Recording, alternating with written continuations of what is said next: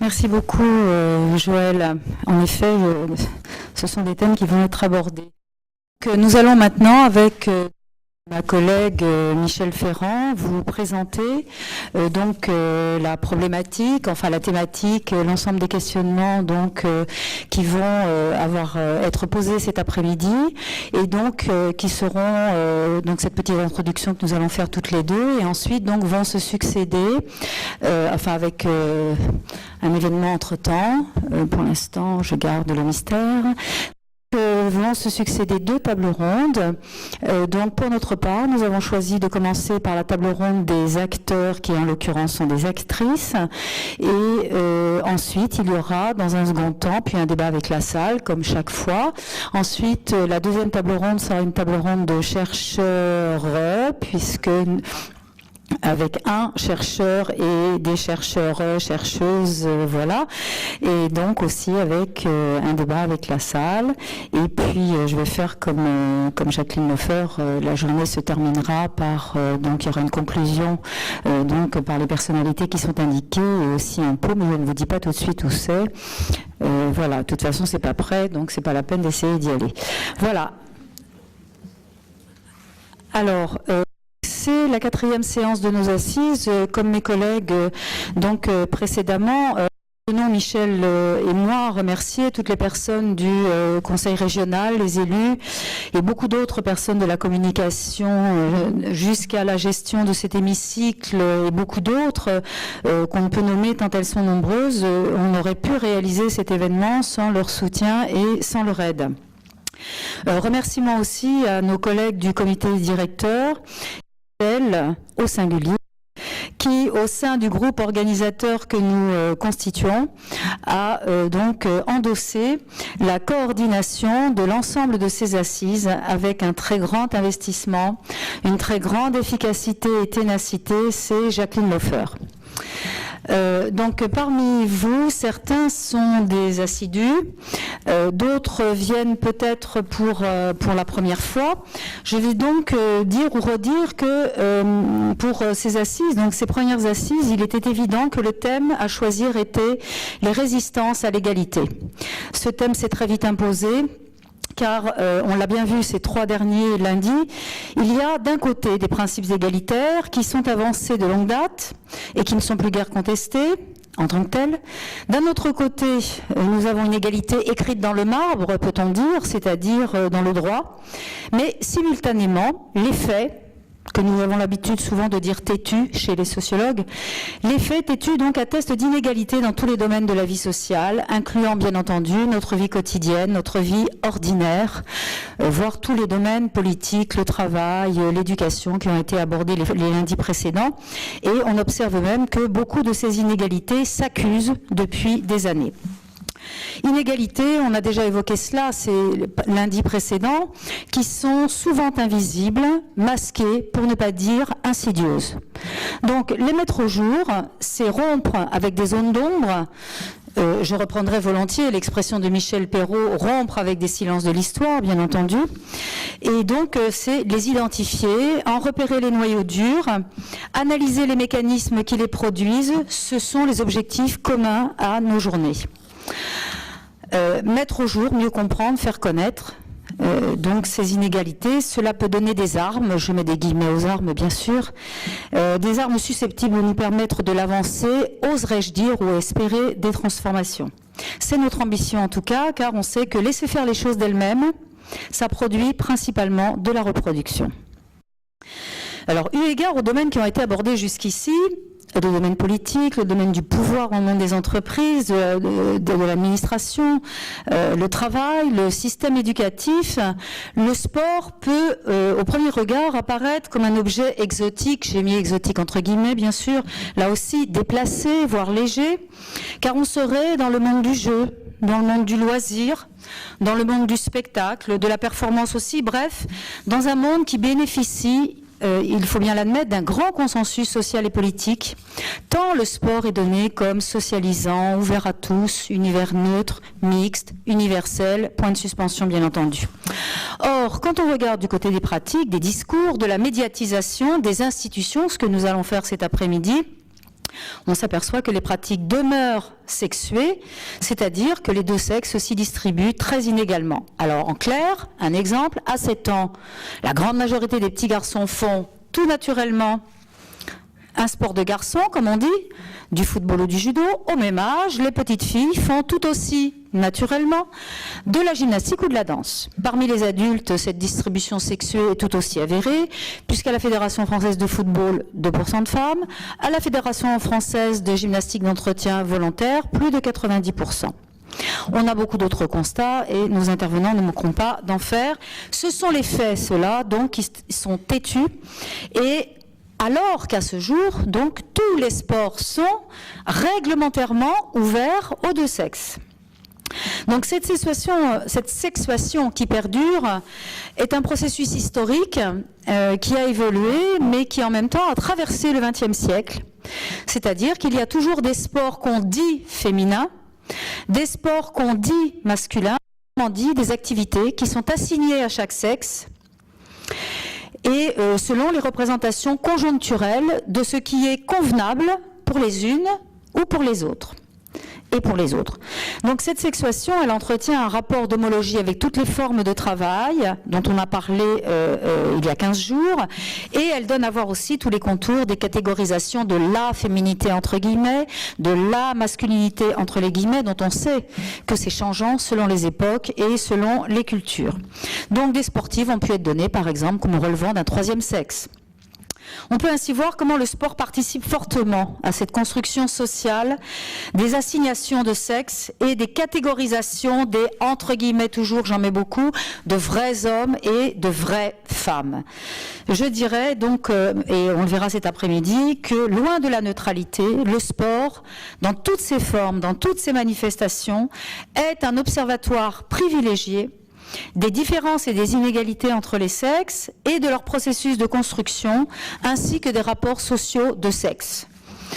Donc si nous avons souhaité avec Michel Ferrand nous focaliser sur la jeunesse et l'adolescence, particulièrement cet après-midi, c'est d'abord parce qu'on observe une évaporation, le terme est une de mes collègues, Annick Davis, une évaporation, pour le dire assez simplement, dans le sport à l'adolescence des filles. Voilà. Elles abandonnent, et en particulier les filles des milieux populaires. C'est un âge, on le sait, l'adolescence, où les transformations corporelles, c'est l'achèvement de la sexuation des corps, l'émergence des orientations sexuelles. Mais là, et même avant, à ce moment-là, se pose la question de la conformité ou non à son groupe de sexe. Donc celles et ceux qui dérogent, qui transgressent, et nous en parlerons cet après-midi, à ces assignations sexuées n'ont pas toujours la vie facile, en particulier en rapport avec le groupe de pairs, PAIRS, qui ne font guère de cadeaux, comme on le sait. Donc focalisation sur la jeunesse et l'adolescence, car cette sexuation des pratiques sportives, elle est ancrée sur une socialisation précoce, primaire, qui commence avec les jeux, avec les jouets, avec les rapports aux objets, les rapports aux espaces et en général nos rapports au monde. Donc si le sport est un observatoire privilégié de ces inégalités, c'est qu'elles sont particulièrement naturalisées en ce qui concerne la performance physique. Et c'est que, précisément, les pratiques physiques et sportives engagent en premier lieu le corps qui est inéluctablement sexué, et ça, on ne peut pas, ainsi que nous l'a dit et redit Geneviève Fraisse, on ne peut pas le neutraliser. Voilà, je passe maintenant la parole à Michel, qui va poursuivre sur la problématique du corps. Donc, le sport, observatoire privilégié des inégalités et naturalisation des rapports sociaux de sexe. Effectivement, comme le dit Catherine, si le corps est construit et construit socialement, il est systématiquement comme corps sexué. Et il est construit à travers des techniques comme celle de la socialisation, qui sont induites par la socialisation primaire dès l'enfance, puis par la socialisation secondaire ensuite, mais aussi par toutes les pratiques vie quotidienne comme l'alimentation, la mode, les injonctions sur la manière de se tenir, la manière d'occuper l'espace, la manière d'être avec les autres et surtout la manière d'être sous leur regard. Tout ceci n'est pas naturel ni biologique, c'est social, construit et normé. Or, il faut bien le reconnaître, la prise en compte matérielle et symbolique du corps ne s'est développée que tardivement dans la recherche féministe. C'est bien, en fait, sous l'impulsion de nouveaux objets, tels que le sport, tels que la sexualité, que la réflexion s'est accentuée pour remettre en cause la première dénaturalisation, la première critique du naturalisme mise en évidence par les féminismes à propos du corps procréatif. Le droit de disposer librement de son corps a été en effet un objet de lutte emblématique du féminisme des années 70, mais la réflexion théorique sur ce corps restait terriblement ambiguë, terriblement floue et en décalage avec l'espace militant. La plupart des analyses étaient centrées justement sur cette dimension reproductive et visaient d'abord à assurer une rupture avec le naturalisme.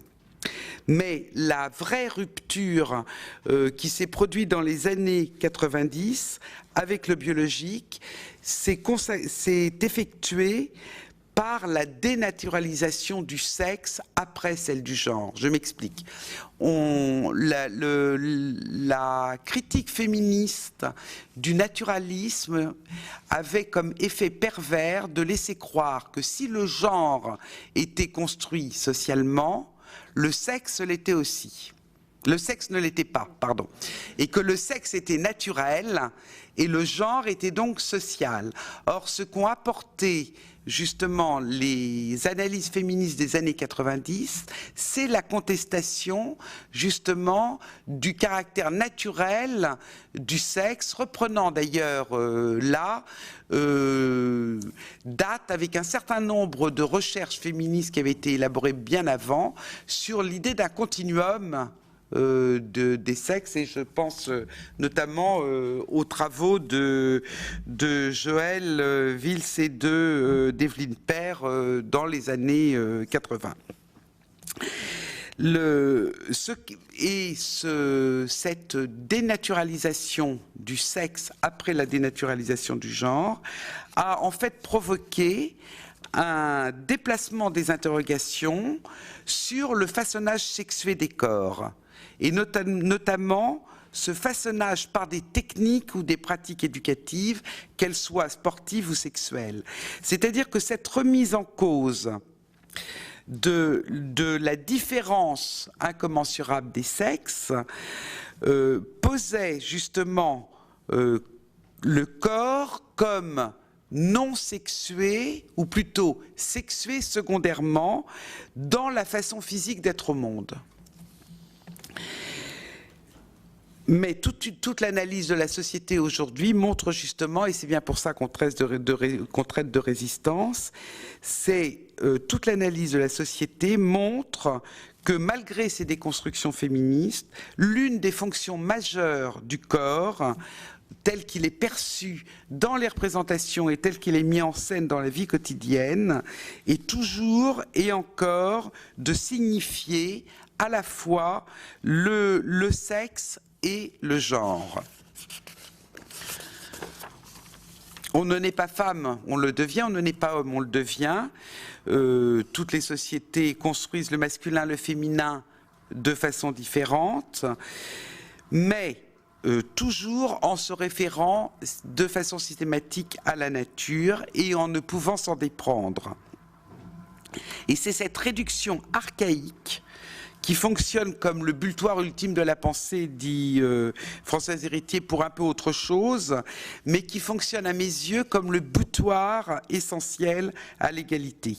Alors même que l'idée d'égalité ne devrait être pensée que pour des individus différents, puisque quand les individus sont identiques, on n'a pas de question à se poser sur la question de leurs droits ou de leurs pratiques égales, c'est justement l'idée de cette différence et le maintien de l'idée de cette différence qui l'emporte. Et pour les adolescents sur lesquels notre regard porte aujourd'hui, comment se sentir ou se réclamer égaux si l'on se pense différent et si l'on pense qu'il est normal d'être différent? C'est bien ici le pouvoir des normes sociales qui est interrogé et aussi le contrôle par les regards des autres, et notamment le regard des pairs dont il va être question. Le corps et l'identité sexuée apparaissent alors non pas comme une donnée, mais bien comme un résultat, comme le travail des individus pour répondre aux normes et aux injonctions qui sont propres à la société dans laquelle ils vivent. Et ce travail passe soit par le respect, soit par le refus des propositions normatives de comportements physiques et corporels, mais aussi de représentation et d'image de soi, toujours minutieusement décrites et ressenties toujours comme extérieures. Car le corps, y compris et surtout le corps adolescent, n'est pas seulement agi dans le procédé éducatif, mais il est lui-même actif et réactif. Cette réaction et cette action peuvent s'exprimer par des adhésions, mais aussi par des distances plus ou moins explicites aux normes et à l'ordre social, qu'ils soient sexués ou non.